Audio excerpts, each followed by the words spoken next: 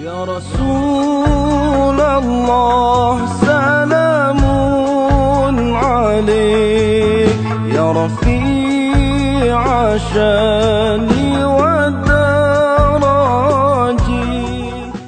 Alhamdulillah hari tuan-tuan sekalian, ini hari siang tadi adalah tanggal 28 hari bulan Jamadil Awal, hari kewafatan Habib Ali bin Ja'far Al-Adrus. Meninggal pada 28 hari bulan Jamadil Awal 1431. Sekarang 1445 ya. Cukup 14 tahun Habib Ali meninggalkan kita. Habib Ali Solok Wan Moh Batu Fahad. InsyaAllah di Sabtu ni haulnya di Masjid Sultan Ismail. Masjid Sultan Ismail, Masjid Jami' Batu Pahat, Masjid Besar Batu Pahat. Apa haulnya insya-Allah akan dihadiri oleh ramai alim-alim ulama untuk memperingati orang soleh yang pernah ada satu permata di Bumi Batu Pahat ini. Bumi Batu Pahat kita ini istimewa tuan-tuan sekalian. Saya kalau sebutkan Batu Pahat ini sebagai Darul Karamah kerana ramai wali-walinya dari zaman dahulu kala.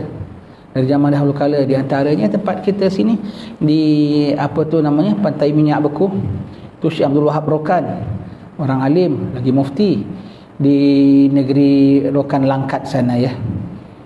Beliau menasihatkan dengan tuanku jangan rapat dengan Belanda. Kemudian tuanku rapat dengan Belanda, tak dengar cakap aku, bikin apa aku jadi mufti, tinggal. Dan di sana ada minyak. Begitu dia tinggalkan sana, minyaknya kering sana. Datang turun sini, turun ke Pulau Pinang, mereka semberang sajalah. Antara kita dengan Sumatera kan dekat kan, semberang saja. Kemudian turun menetap di Batu Fahad. Sultan hantar orang pujuk dia balik, tak nak. Sultan sendiri datang bilang aku dah pecahkan agreement dengan Belanda begitu, baru dia balik. Ketika di sini ada Batu Pahat, ada minyak. Ketika dia keluar ada telaga minyak. Ketika dia keluar minyaknya beku. Batu Pantai Minyak Beku. Itu di antara sejarahnya. Syekh Abdul Wahab Rokan, ulama tu ratusan tahun, zaman-zaman dahulu ratusan tahun. Begitu ya, semuanya begitu Dan di antara yang hadir kemari tu ulama besar. Habib tinggi tu, makam Habib Ahmad bin Muhammad bin Hasan Jamalul Al-Adrus.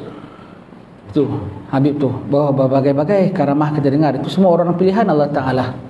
Dan ulama mengatakan kalau satu-satu tempat tu atau satu keluarga itu diperuntukkan Allah Ta'ala dengan anugerah Allah yang pilih ya, bukan kita yang pilih ya, Allah yang pilih sebilangan orang istimewanya, maka bilangan itu akan kekal ditetapkan sampai hari kiamat. Jadi kalau Batu Pahat ini yang datang dari Jawa, yang datang dari Banjar, yang datang dari Bugis, yang datang dari Hadramaut, semuanya itu di sini sampai akhir zaman masih ada, cuma makin lama makin mastur, makin tersembunyi. Kalau dulu 3 sudu gula, sekarang pun 3 sudu gula. Tapi dulu 3 sudu gula 1 cangkir air, terasa manisnya. Sekarang tetap 3 sudu gula tapi sudah 1 periuk, caca marba. Tapi itu bagi yang nak menyelami akan masih jumpa butiran-butiran gulanya. Dan akhir zaman akan bangkit balik. Jadi majlis-majlis hall ini diadakan itu Allah yang, walaupun kita yang atur ke, keluarga yang buat ke, tetapi adalah hakikatnya Allah yang berkehendak memperkenalkan watak-watak para wali-walinya kepada masyarakat selepas zamannya. Tengok kisah ini bikin hall Syekh Abdul Qadir Jailani. Dengan bikin hall itu kita tahu Syekh Abdul Qadir Jailani macam mana, wataknya macam mana, kita tahu akhlaknya macam mana, ilmunya macam mana. Sebab Allah Ta'ala sebut mereka tu para awliya, ala inna awliya Allahi la khawfun alaihim wa lahum yahzanun alladzina amanu wa kanu yattaqun. Adalah para wali-wali Allah, bermakna ada wali-wali. Siapa bilang tak ada wali, kafir hukumnya. Dalilnya daripada Al-Quran ya. Wali-wali Allah Ta'ala tu Siti Maryam tu waliyah, Ashabul Kahfi tu awliya, wali-wali semuanya tu kisahnya tu. Jadi siapa wali-wali Allah Ta'ala ni tiada gementar bagi mereka dan tiada mereka duka cita. Bukan selagi selagan manusia. Alladzina amanu, orang yang beriman, imannya kuat. Iman yazid wa yanqus, bertambah dan berkurang. Iman mereka jenis iman yang yazid, tidak yanqus. Wa kanu yattaqun, dan orang bertakwa, mereka bertakwa tu jenis haqqa tuqatih min taqwa. Yang tak disuruh pun mereka tak tinggal, yang tak ditegah pun mereka tak dekat. Itu mereka punya ketakwaan sangat kepada Allah Ta'ala, sampai Allah Ta'ala cintakan kepada mereka. Tinggi wali-wali ini, sangat tinggi kedudukannya tuan-tuan sekalian. Kalau senang-senang kita cerita sedikit apa keistimewaan mereka itu ya. Keistimewaan mereka itu, kita ceritalah sikit begini dia. Maksud sebuah hadis kursi Nabi sallallahu alaihi wasallam, barang siapa menyakiti wali-wali aku isytihar perang. 2 dosa yang antara isytihar perang, 1 menyakiti walinya, 1 makan riba. Kemudian Allah Ta'ala berfirman dalam hadis tu, sambungannya ialah apa? Tidaklah seseorang hamba itu menghampirkan diri kepadaku dengan perkara yang kufardukan atasnya, melainkan dia selalu melakukan perkara amal-amalan nawafil, amalan-amalan sunnah, terus amalan sunnah banyak. Jadi kalau satu fardu saja belum bilang mendekatkan diri, itu kira baru tunaikan kewajipan. Anak dan anak mendekatkan diri dengan puasa Ramadan, dengan sembahyang 5 waktu, itu bukan mendekatkan diri, itu fardu. Kau tak buat, kena qadi boleh tangkap, qadi boleh tindak atas kita kalau kita tak buat. Dengan amalan-amalan sunnah. Sampai bila? Allah mengatakan sampai aku mencintainya. Apabila sudah aku cintainya, jadilah pandangannya yang dipandang, yang dilihat tu dengan pandanganku, telinga yang dia dengar tu dengan pendengaranku, langkah yang dia jalan tu dengan langkahku, tangan yang dia sentuh tu dengan sentuhanku. Dan apabila dia minta, pasti aku berikan. Kalau dia berlindung, pasti aku lindungi. Jadi dia punya turning point tu sampai aku mencintai dia. Maka jadilah keadaan itu ada hal-hal. Dia pandang dengan pandangan Allah, dengan cakap dengan bicara Allah. Maksudnya apa? Dengan izin dan karuniaan pembukaan daripada Allah yang lain daripada yang kita alami. Sebab itu mereka boleh nampak apa yang kita tak nampak. Mereka boleh dengar apa yang kita tak dengar. Mereka boleh faham. Allah beri izin ekstra, special kepada mereka. Kenapa orang lain tak boleh dapat? Mereka tak apa boleh dapat. Kerana mereka banyak bertidak apa dengan Allah, maka Allah Ta'ala bertidak apa dengan mereka. Hidup selesa dunia boleh tak? Boleh. Mereka tak nak, ya Allah, tak apa, aku rela sederhana. Zuhud Habib Ali. Pakaian indah-indah boleh tak? Boleh. Tak apa, ya Allah, aku pilih lebih sederhana. Begitu dia pilih yang terlebih sederhana. Dia bertidak apa dengan Allah, maka Allah tidak bertidak apa dengan dia. Kita tengok dia punya titik ubahnya tu ketika Allah mencintai dia diangkat menjadi wali. Ketika Allah mencintai dia pulanya, apa pula berlaku? Hadis lain pulanya Allah sebut, apabila Allah mencintai seseorang hamba, Allah akan maklumkan, Allah akan khabarkan kepada Jibril, wahai Jibril, sesungguhnya aku cinta kepada fulan, hendaklah kamu cinta kepadanya. Dan Jibril pun mencintai fulan. Dan Jibril pun menyeru kepada sekalian isi langit, wahai sekalian isi langit, Allah cinta kepada fulan, hendaklah kau cintai dia. Semua isi langit tahu, malam langit pertama, langit 2 sampai langit ke-7, berjuta-juta malaikat cintai dia. Kemudian cinta ini disambut oleh orang-orang dunia. Maka orang dunia, siapa yang dapat percikan ini, cintalah dia masuk dalam grup. Sebab itu Habib Ali dah meninggal pun orang beribu-ribu datang majlis soal dia, hari-hari datang berbas-bas ke ziarah makam dia. Itu cinta bukan dibuat-buat. Orang dia bilang, kau akan tengok nanti orang ziarah kubur aku lepas aku mati lebih ramai sebelum daripada masa aku masih hidup lagi. Dia cakap sama Habib Yusuf Al-Jufri. Betul? Lebih ramai. Itu semua cinta bukan boleh dibuat-buat. Cinta yang diberi oleh Allah Ta'ala. Dan kita tengok malam Lailatul Qadar, tanazzalul malaikatu warruhu fiha biizni rabbihim min kulli amr. Turun pada malam itu para malaikat dan ar-ruh itu Jibril, berjuta-juta malaikat turun beserta Jibril untuk berjuta-juta umat Muhammad yang sedang ibadat pada malam itu. Berjuta malaikat untuk berjuta manusia. Betul tak Lailatul Qadar? Ada yang diucap salam oleh malaikat, ada yang dijabat oleh malaikat. Ada yang diucap salam oleh Jibril, ada yang dijabat oleh Jibril. Tapi yang nama wali bukan berjuta-juta untuk juta-juta tau, berjuta-juta malaikat untuk dia seorang. Tak keistimewa. Tak kasih itu sampai manusia boleh cinta kepada dia. Allah cinta dia, Jibril seorang cinta dia, beserta sekalian malaikat berjuta-juta kepada dia seorang. Bermakna dia punya anugerah tu macam satu Lailatul Qadar untuk dia dewean wai. Dia seorang saja yang dapat, khusus untuk dia. Takkan magam dia tu tinggi daripada kita. Sebab tu kita kalau pandang orang-orang begini adalah seperti orang bumi pandang bintang di langit. Martabat dia antara dengan kita sangat tinggi, sangat tinggi. Di dunia kita nampak sederhana. Jadi kita tahu watak wali itu bagaimana, akhlaknya macam mana, ilmunya macam mana, amalnya macam mana. Kenapa perlu tahu?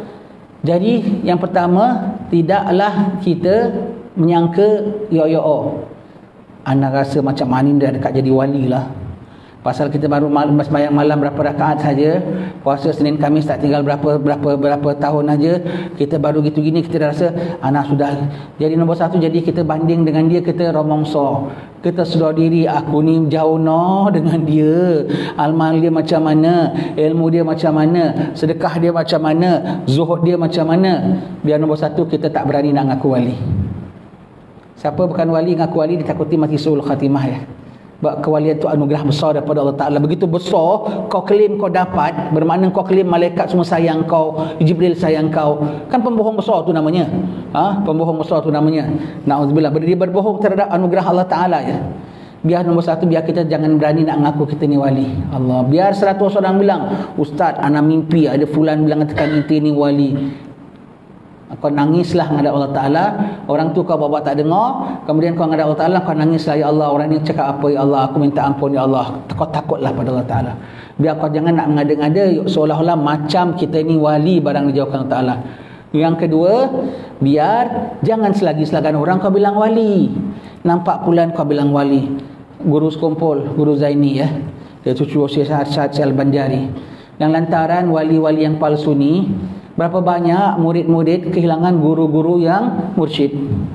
Gurunya yang mursyid, mandu dia ibadat, mandu dia kuliah, tapi gurunya orang biasa. Dia nak guru yang ada benda pelik, aneh, yang tengok muka dia saja, kenapa yang dia berperasaan sedemikian?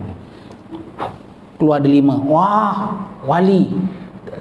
Allah husnuzan boleh, mungkin dia istimewa, tetapi tahan dia tinggalkan belajar dengan ngadap yang ini semua, belajar pun tidak, amal pun tidak, akhlak jauh sekali.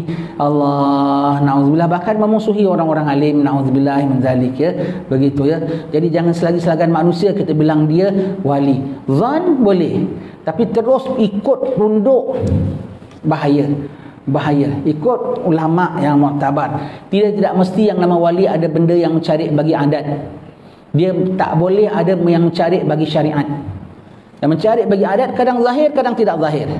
Kadang nampak benda yang memang aneh orang lain tak boleh, dia boleh. Kadang memang begitu. Dan kebanyakannya bahkan mastur, tutup. Tetapi confirm bukan wali kalau ada benda yang mencari bagi syariat. Mulutnya kau dah 4 orang, aku semangat. Kalau nak tengok perempuan mendelik matanya, oh tu tak payahlah, cancel sudah, kata Habib Omar. Kalau kau nampak orang begitu, orang bilang dia wali, kau cancel, bukan.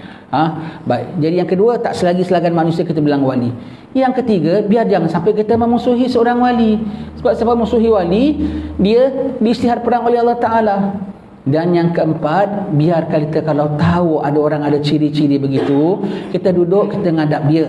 Kerana Nabi dah bilang, orang-orang wali ni ciri-cirinya apabila kita pandang wajah dia mengingatkan kita tentang Allah. Sedangkan kita ni orang yang lalai. Kita orang ni yang dah umur dah tua gini, hati belum betul-betul nak tumpu pada Allah Ta'ala. Berpeluangnya kita jumpa seorang wali, hidup baik, mati baik, kita ingat dia, kita pandang dia saja, mengingatkan kita tentang Allah. Kalau kita jumpa dia, tak jumpa dia, dengar cerita dia ataupun baca biografi dia, manaqib dia, ya, membuat kita cinta kepada dia. Walaupun wajah kita tak dapat menghadap pada wajah dia, tetapi hati kita menghadap kepada keadaan dia yang diceritakan. Itulah pentingnya majlis-majlis hall istimewa. Jadi kita kenal watak-watak wali-wali orang-orang istimewa Allah Subhanahu Wa Taala. Dan di antara tempat yang ramai sekali walinya, bumi bertuah kita ini, Batu Pahat Darul Karamah. Batu pada habaib ya. Kalau sebut Batu Fahad, dia lagi gerti Batu Fahad pada Johor tu. Dia kau tanya, kau duduk Batu Fahad dia, Batu Fahad tu dekat dengan Malaysia. Batu Fahad dekat dengan Malaysia. Dia lagi dengar nama Batu Fahad lebih kerap. Lagi kerap. Kita Batu Fahad tu bukan Malaysia, dia dalam negeri Johor. Johor tu dalam negeri Batu Fahad hanya daerah dalam sebuah negeri namanya Johor. Johor tu di dalam negara Malaysia. Oh, aku ingatkan Batu Fahad tu negeri lain. Diingatkan sampai begitu ya. Sangkingkan nama Batu Fahad tu di bibirnya. Kalau di Nusantara kita yang orang bilang Serambi Mekah, Aceh, Fatani, Kelantan, ya kita dengar biasa orang buatkan. Habis Batu Fahad ni Serambi apa ya? Serambi Hadramaut. Bab Hadramaut banyak wali-wali yang mastur, tertutup. Begitulah. Kalau di Parit Raja tu boleh dikatakan setiap parit ada orang istimewanya. Kiai Fulan, sampailah seluruh Batu Fahad. Ustaz Amli kita senaraikan nama permata Batu Fahad sampai ratusan nama pada orang-orang yang ada keistimewaannya. Di antaranya lagi siapa Batu Fahad sini, Wak Kandar.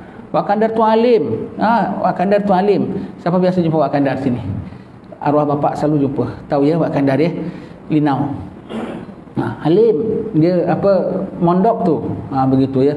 Allah, semua tu banyak tuan-tuan gurunya kita sini semua begitu, orang yang istimewa kita bilang ya. Kita bersyukur. Dan ulama mengatakan kalau kita jalan atas muka bumi yang dah dipijak oleh tapak kaki orang soleh, ibarat bumi dah disamak oleh tapak kaki pada solehin. Kulit bangkai saja, bangkai najis, bangkai kerbau ke, bangkai gajah ke, disamak pakai tai burung merpati, bersih, hilang, jadi suci. Boleh buat tali pinggang, boleh buat wallet, boleh buat apa. Ini kan pula bumi dah memang suci, dah disamak dengan tapak kaki orang-orang soleh. Beruntung orang-orang Batu Fahad. Syukur pada Allah Subhanahu Wa Taala. Kita hargai bukan untuk bangga. Habib Ali bin Jaafar selalu bilang, ingat kita punya yang silam sebelum-sebelum kita atau moyang kita sebelum-sebelum kita, bukan untuk bangga, untuk jaga. Bukan untuk bangga tapi untuk jaga. Itulah kita di bumi Batu Fahad, Darul Karamah yang berkat sekali. Alhamdulillah. Syukur. Nanti tuan-tuan tengok masjid hari Ahad ini yang datang, ribuan orang akan datang. Allah, kita tumpang barakahnya ya. Salawat salam tetap padamu, engkaulah sang Nabi penyejuk hatiku. Betapa hasrat ingin bertemu kami semua, selalu rindu. Allahu Rabbi, ku mohon doa, ampuni salah dan juga dosa. Jadikan kami insan yang mulia, hati yang ikhlas serta bertakwa. Kumpulkan kami dan keluarga